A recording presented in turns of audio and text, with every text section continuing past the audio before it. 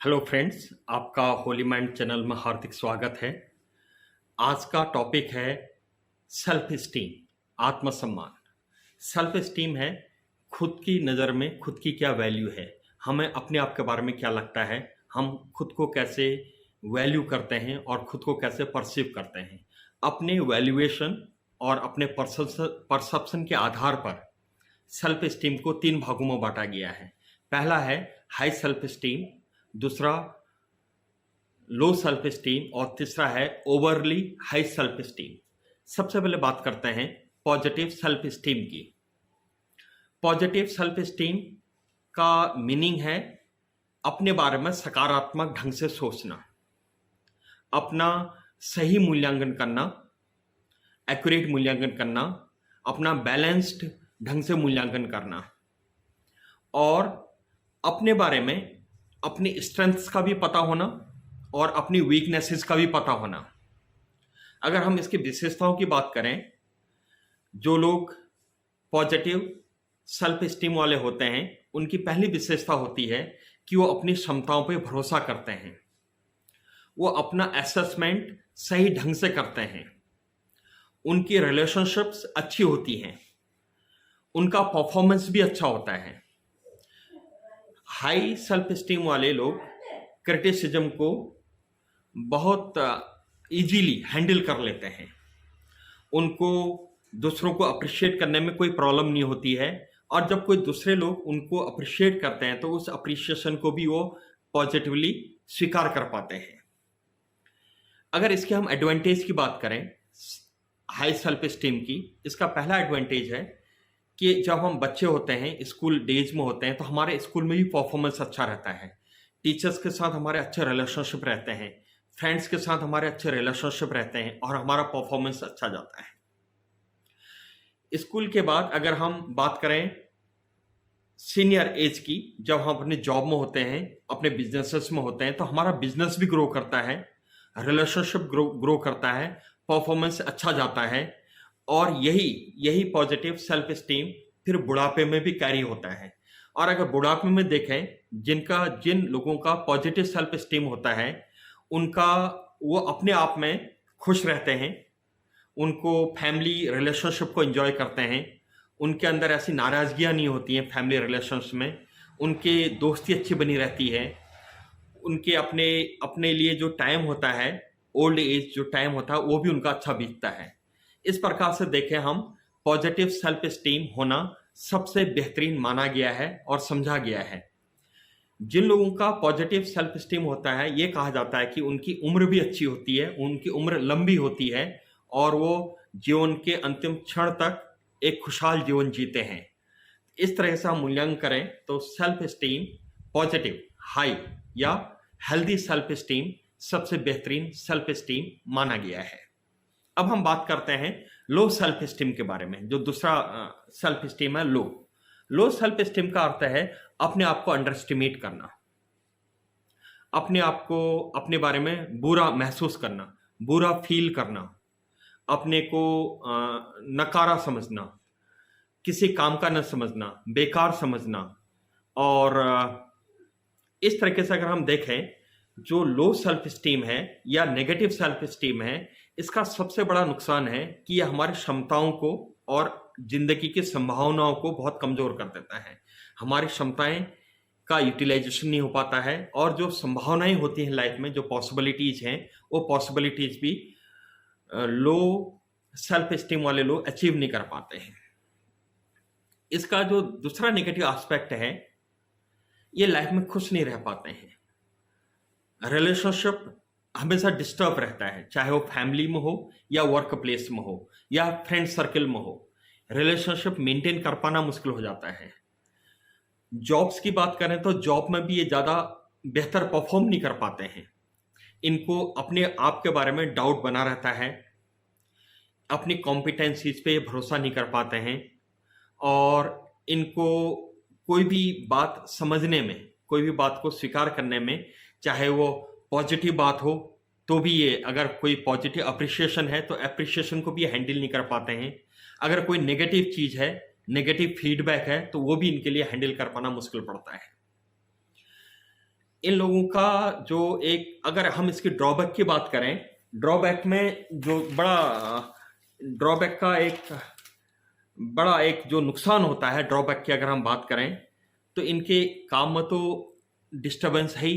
काम उतना जितना ये कर सकते हैं, जो संभावनाएं थी, जो जो पॉसिबिलिटीज थी, जो पोटेंशियल था, वो तो अचीव नहीं हो पाता काम में भी। और रिलेशनशिप में भी ऐसे हो जाता है कि रिलेशनशिप भी एंजॉय नहीं कर पाते हैं लाइफ में लोग। वो कोई भी स्कूल डेज के रिलेशनशिप हो, ये वर्किंग लाइफ के रिलेशनशिप हो, या ओल्ड एज के रिलेशनशिप हो, ये हमेशा कंपैरिजन करते हैं और अपने आप को औरों की तुलना में लो फील करते हैं, और जिस कारण इनको अपने रिलेशनशिप को मेंटेन करने में परेशानी होती है, और ये फिर हर चीज में बहुत ज्यादा रिएक्ट करते हैं। और दूसरा जो इनकी जो दूसरी दिक्कत है, ये लोग डिप्रेशन में ज्यादा रहते हैं, एंजाइटी ज्यादा रहती है, इनका ईटिंग डिसऑर्डर हो सकता है, इनका इनका हैप्पीनेस इंडेक्स लो रहेगा। इस तरह से हम देखते हैं तो जो लो सेल्फ स्टीम है, ये हमारे जीवन को बहुत कष्ट पहुंचाता है, बहुत हमें मायूस कर देता है, हताश कर देता है। अब ये लो सेल्फ स्टीम होने के क्या कारण हो सकते हैं? एक तो है चाइल्डहुड एक्सपीरियंसेस, चाहे फैमिली में हो या स्कूल में हो, जहाँ पर अप्रिशिएशन ज़्यादा नहीं मिल पाता है, जहाँ पर बहुत ज़्यादा क्रिटिकल अप्रिशिएशन होता है, और बच्चा अपने आप को प्रॉपरली एडजस्ट नहीं कर पाता है, स्कूल डेज में अचीवमेंट्स नहीं अर्जित कर पाता है, चाहे एकेडमिक्स में हो, स्पोर्ट्स में हो, को करिकुलर एक्टिविटीज में हो, वहाँ उसके पास ऐसा कुछ अपने बारे में फील गुड करने के लिए कुछ नहीं होता है जिसको वो उसको अपने बारे में अच्छा फील कर सके। उसे लगता है कि मेरी किस्मत खराब है, मेरा भाग्य खराब है, या मैं जो करना चाहता हूँ वो नहीं हो पाता है, या मुझे उस तरह का सपोर्ट नहीं मिलता है जैसा मिलना चाहिए। तो उसकी एक नाराजगी, एक परेशानी, एक नकारात्मकता लाइफ में बनी रहती है। वैसे ही फैमिली में भी ऐसे लोगों को जिनका लो सेल्फ स्टीम होता है, उनको फैमिली में भी लगता है कि मेरी फैमिली में उतनी वैल्यू नहीं है, मेरी फैमिली में लोग मुझे ज़्यादा पसंद नहीं करते हैं, मुझे लोग प्यार नहीं करते हैं, मेरी वैल्यू नहीं है, मेरी रेस्पेक्ट नहीं है। अगर हम जॉब प्लेस में भी देखते हैं तो वहाँ पर भी ये जॉब प्लेस में भी इनको ऐसा अप्रिशिएशन नहीं मिला होता है। तो इनका ना तो फैमिली में इस तरह से अचीवमेंट्स रह पाते हैं, ना स्कूल डेज में अचीवमेंट रह पाते हैं, ना वर्क लाइफ में अचीवमेंट रह पाता है। तो पूरा लाइफ लॉन्ग एक फ्रस्ट्रेशन में गुजर जाता है, एक कंपैरिजन में गुजर जाता है, और इसका असर पड़ता है बुढ़ापे में भी। बुढ़ापे में भी एक रिलेशनशिप की बड़ी प्रॉब्लम आ जाती है, अकेलापन हो जाता है, और ऐसा कोई फ्रेंड्स से कनेक्टिविटी नहीं बन पाती है।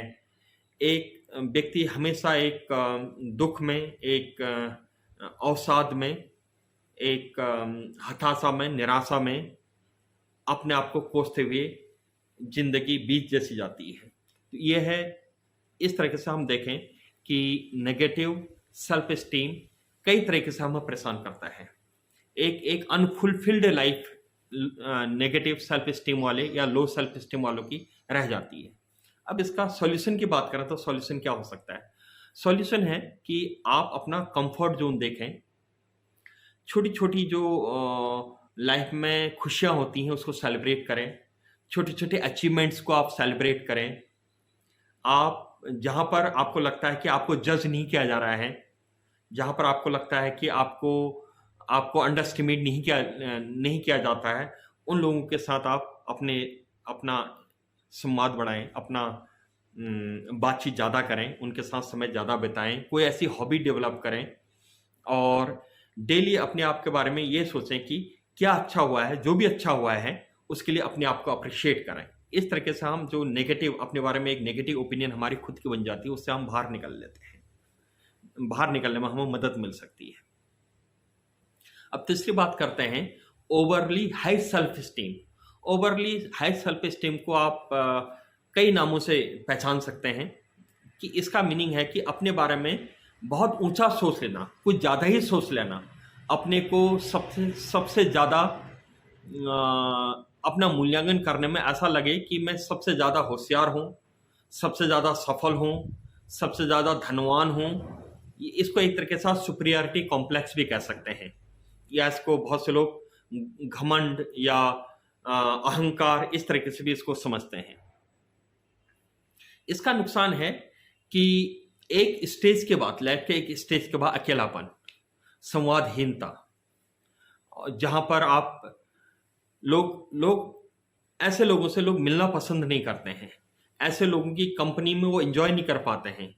वो केवल तब तक उनके साथ रहते हैं जब तक उनका पर्पस सॉल्व हो रहा है, जब तक उनका कोई काम है वो वहाँ जॉब करता है या उसके लिए मजबूरी है वहाँ रहना, तब तक वो जैसे तैसे उसके साथ एक तालमेल बनाएगा। बट रियलिटी में उसको उसकी कंपनी अच्छी नहीं लगती है, वो उसके साथ एंजॉय नहीं कर पाता है और उसके लिए लॉन्ग टर्म रिलेशनशिप मेंटेन करना मुश्किल हो जाता है। ये लेटर स्टेज में फिर इसका असर पड़ता है। लेटर स्टेज में व्यक्ति अपने को अकेला महसूस करता है, अलग थलग महसूस करता है और उससे ये लगता है कि जिंदगी में उसने बहुत कुछ लोगों के लिए किया और उसके लिए उसको लोग प्यार नहीं करते हैं। तो इस तरीके से एक अकेलापन लाइफ का एक पार्ट हो जाता है। ये भी एक नकारात्मक है। ओवरली हाई सेल्फ स्टीम भी ये एक हमें नेगेटिविटी को तो धकेल देता है। इसमें हमारी कनेक्टिविटी कमजोर हो जाती है, हम रियलिटी से डिस्कनेक्टेड हो जाते हैं, हमें ऐसा लगने लगता है कि there is no one to love us, there is no one to care for us. तो इस तरह से ये भी हमारे खुशियों को खा देता है, खुशियों में दखल डाल देता है। तो इस तरह से हम देखें कि जो सेल्फ स्टीम है, इसमें अगर हम पॉजिटिव सेल्फ स्टीम की तरफ जाएं, अपने आप को अनावश्यक नेगेटिवली ना कंपैरिजन करें, अनावश्यक ना बहुत ही हाईली कंपैरिजन करें, अपने को बैलेंस रखें और रियलिटी से कनेक्टेड रहें, तो इससे हमारा लाइफ एक बेहतर लाइफ और एक बेहतर happiness, success and Joy life में मिलता रहता है। With this, thank you very much, wishing you all happiness, all success and all glory. Thank you so much.